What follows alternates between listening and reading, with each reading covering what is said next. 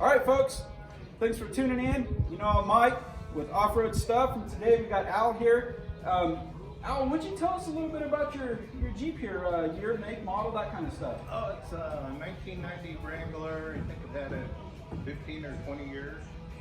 And I just keep fixing it when it breaks. Al, you know, hey, that's a good rig. That means you're using it. But it don't break too often. And what else you need to know? Well, it looks like you don't have the stock engine in this. What do you got in there? 4BT Cummins. All right. So I think it's a 1990 out of a step van. right. The Chevrolet step van. All right. Yeah, we'll look at that here in a minute. But man, that's a little beast right there. So up front looks, pretty standard. You got a winch up here. You got some lights. You got high lift. All this stuff is fabrication stuff that you've done yourself here. Mm-hmm. All right, looks good. Good job. And I'm noticing you got an AirB air compressor, so you got AirB lockers for her also. Mm-hmm. And then Super 35, I think they're called axle or whatever in the front. Okay. Super 30s, cylinder. Something like that. I put them in a long time ago. I broke 6 axles up front, and then now I haven't broke them. That's all that matters. They don't matter what they are. If they haven't broke, then they must be good. Yeah. This thing tends to break axles. I could imagine with that little motor in there, that little torque monster right there. Not very fast, but very powerful. As long as you get where you're going, that's all. All right. Well, Al, we looked inside, we looked at the front. So I'm looking. You said these are just stock Wrangler springs, right? Mm-hmm. It looks like you just did a spring over and reversed the shackles, right? Right. All right. Okay. And why did you do that? You were saying a little bit I earlier. kept bending springs because the shackle is up here, and I hit a rock, and it just pushed the spring back, and it bent it. Right. Bend them. And that was all. I think you said just idling. Mm-hmm. That just goes to show how much torque between the motor and your transfer cases that this thing produces. That's pretty crazy. You got some Bilstein shocks in here. And then what size tires are you running here? I don't know. They've been on there a long time. Oh, let's say 36, 14, 5 by 15 Super Swampers. I had to do the spring over too because I measured the Cummins motor and everything like they always do, and it's short. I go, oh, this is gonna fit a piece of cake. My God, it's as tall as it is long. I didn't measure that way, so it was gonna hit the rear end. Oh, the oil pan was going to hit the front axle. Yeah, so I had to shave the oil pan and do the spring over. You get a little creative. But anybody that four wheels and works on their own stuff, you got to get creative. Unless you're buying something brand new off the showroom floor and right out of the box, and even sometimes then it doesn't always fit. You still got to tweak things a little bit here and there. But no, that's cool, man. I really like that. And you just got you some nice, look like Eagle aluminum wheels on here. Those are cool. You got some nice rock sliders here. I made them old school was you just welded a piece of square tubing down there, and then I bumped my door one time, and then I put these out there. Right. And then they work out neat because if you get real tippy, someone can stand on here. Right. Yeah, those are So that works nice. out. Definitely used. I can see some dings in there, some paint missing. Yeah, it's definitely been beat out. Looks like a war zone Oh, underneath. that's right. There's usually got a lot of stories. Yeah. It used to be my rock crawler, but I built my rock crawler. Now I easy life. Yeah, that's okay. Schaefer Lake, things like that. Really easy stuff. Right. But you had this at the Hammers? Mm-hmm. Cool. Well, I went there twice, I think. The first time I got 3 dents, and I swore I'd never take it back. Last time I took it back, I got 1 dent. Nay, going back. You showed me that other rig you got out back. Mm-hmm. That thing's pretty cool, folks. You're gonna have to stay tuned because we're gonna come back. We're gonna check out his. I don't know what you want. That's like a rock tractor, I guess. That thing's pretty cool. And there's a couple other things we've seen out there. You showed me around. We'll definitely back out. Look at some of the other rigs you got here. He's got like a little test pile out front. I might even bring my rig up, so stay tuned for that one. And man, this is pretty cool. This is pretty cool. Well, thank you. Yeah. All right, folks. Now we're at the back here. Obviously, looks pretty straightforward. You got a little. Well, it's an upgrade to the stock bumper for sure. Looks like just a piece of channel iron up there, receiver, some D-rings. But we're looking up underneath, and there again, this isn't the stock differential. You mentioned that you blew up the stock one, and this is a Ford 8.8, I believe. Right. And then you do have the ARB locker in there. You got a nice little diff cover, little guard on there, so that's cool. And it's definitely been used, so I'm sure that saved you a few times right there. You got the disc brake upgrade on them, so that's or actually that's stock on them, but it's an upgrade from the factory unit that would be up there, right? And I see you got a little torque arm up there. That's nice because I know with these softer springs on here, you can get quite a bit of axle wrap on these things. So I'm sure that, especially with that little motor, man, it don't take a whole lot to build some torque with that guy right there.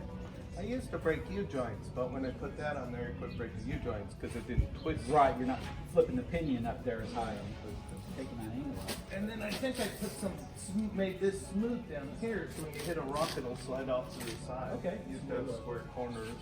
We'll pop up there in a minute and get some more pictures. Since we got a lift, this is the first time on my show here. Yeah, you guys did a little lowered your tank capacity just a little bit there. But I was saying we got a lift here, so this would be nice. We can kind of pop up under there and get a little better undercarriage shots. That most of the time I'm just kind of sticking my head and waving my phone. Hopefully we get something good. But this is cool. Right on. And you guys probably can't see, but up here we got there's some backup lights and some aluminum on the rocker panels here, the rear quarter panels, I should say. Had to hide the dents. Ah. King of the hammers. Oh, well, those are just good stories, that's all. I don't like denting it though. Oh. Well, you know that happens. But you got that other rig, and that one right there, I tell you guys, that's coming up, and man, that's gonna be a good one there. That one's got a few dents in it. It's got enough dents for everybody. Do a bunch of modifying on the skid pan. Yeah, I can see, well, some of that looks like some trail adjustment under there, but that's okay. And that's a good shot of your Atlas transfer case right there. And there again, a shout out to Advanced Adapters. And, you know, those guys, like I said before, they're right up the street from us, so that's really cool. Yeah, I had to run all these. We got a little leak right there, but that's okay. All these bars around here because I smashed it up and the tranny was hitting the floor and it just vibrating. Smash that up. You got to do what you got to do. And this was a challenge here too because I had to put the clutch and the exhaust and the starters on that same side. Oh man, look at that. That's God, that was a bitch. That's tied up in there. Oh, but you know what? creative. That's a shout out right there, buddy, man. That's, you know, you can't give up. You just got to keep moving forward and figure out. A few beers. Hey, you got to do what you got to do and make it work. But yeah. Pan, I put more junk because I smashed the pan. Oh yeah, and you can see right here where he had to modify it to clear for the Oh, dip no, I up put here. another thick plate on there. Oh, that's a cap over it. I see. Yeah, 'cause okay. I bent it. Oh, right. So you put like a skid plate on your oil pan. I think, did I modify this one or was it a different one? This one looks pretty stock. So, all right. Well, this is cool. I like your drag links here. All right, Al. So we're in the cockpit now. Want to kind of give us a little show here. See what do you got going I on? love my bars here because I'm an old fart and it's hard to get in and out. And these bars are like lifesavers. Oh man, I bet. For Yeah. crawling in. You got some little grab handles that are built in there. Those are cool. Hey, look at, I see you have a up-to-date AC unit in here. Look at that guy right there in the middle, man. Nah, that's cool. That's cool. works. Hey, whatever works. I tried to insulate the roof too to keep it a little yeah. cooler, more pipes and more bars. Yeah, that's cool. You got a little radio up there in the top and your gauges. You got a nice aluminum cap instead of the plastic housing or dashboard that's usually in there. Bunch of plastic. Yeah. Little Rubicon deals. Oh, all your little badges up there. Those are cool. You got your idle up, or is that your idle up? Yeah, right there. So, and my heater, my custom JC Whitney heater. Hey, whatever works. And I'm looking in here, and this thing's, I mean, fairly clean. You said something about you pressure wash the inside of this? The dash. Oh, the dash. The dash, windshield. Dash and the windshield. I don't know how many people do that, but that's pretty cool. And I like these cup I did the buoys. floor because it's got big holes in the floor, so it runs Your cup buoy right there. Those are cool. Those things just kind of swing around and yeah, they work good. yeah. You got your shifters over there for your Atlas transfer case. And then I thought I would be a smart ass. I put the air cleaner inlet in here so I wouldn't get dirt in the air cleaner and all that. oh, right through the firewall and but then my heater wouldn't work. It sucked all the hot air. Ah! So it wasn't too smart. So Yeah, so yeah, it said to go through there and then, hold on, bear with me folks, it pops out and he's right here on the fender. So another human error that I do a lot of. oh, well, you know, trial and error, that's how it works. And then notice back here you have these little boxes for your speakers, and that kind of ties in your roll cage and makes that a little stronger. All that roll bars. Right, I seen that. That's pretty cool. And then the back's just a kind of a nice little shelf back there, and Yeah, and a little, big toolbox. yeah, little cubbies on the side, and turns it into a toolbox. So Not very custom, but hey, it is custom because you don't see them every day, and it's different. So that's what makes it custom, is it's custom to you. All right, Al, well, thanks a lot for showing us around your rig, man. This thing's pretty cool. I dig the engine, just old school kind of tractor, basically. Speaking of tractors, man, that rig you got out back, that thing's pretty cool. We're definitely coming back. We're gonna get some footage of that. I've seen a few other things you got hidden around here. I think we're gonna end up making we'll make a weekend out of it. Hell, I'll just come camp up here. We'll do a whole weekend. That sounds fun. Yeah. We'll tip some shit over. Oh yeah, definitely.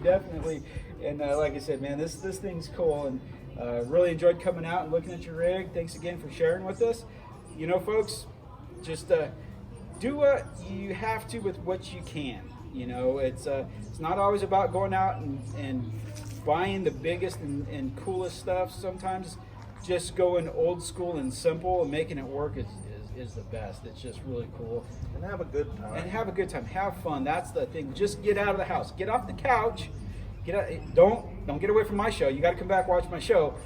But definitely don't sit on the couch all night watching TV. You know, make some plans. Get out of town. Get with some buddies. Go wheeling. Even if it's just some dirt roads, some back roads. That a lot of times is just enough to get you going and, you know, rekindle that fire to get you out wheeling again. You don't have to spend a ton of money on them either. Right. Just build them, and as you break them, fix them. Keep patching them. Right. And you could just replace the parts with the stock parts, or you could take that opportunity to do an upgrade. You know, if it's in your budget, I mean, that's a good opportunity right there. And a lot of times there's kind of a reason, you know, it broke. You know, if you're being dumb, yeah, obviously, but a lot of times there are some weak links in the systems. You start putting bigger tires, whatnot, and obviously maybe your axles aren't going to handle it. But you know, maybe that's, like you said, that's the time to upgrade and fix it like that. But anyways, folks, thanks for tuning in. Mike with Off-Road Stuff. Al, thanks a lot. You guys, thumbs up, like, subscribe, share with your friends, and if you guys got any questions, comments, put them in the box below. If it's anything about Al's rig that you want to know, put them in there. I'll get with him, try to get some answers, get back to you guys, and just be safe and see you on the trail.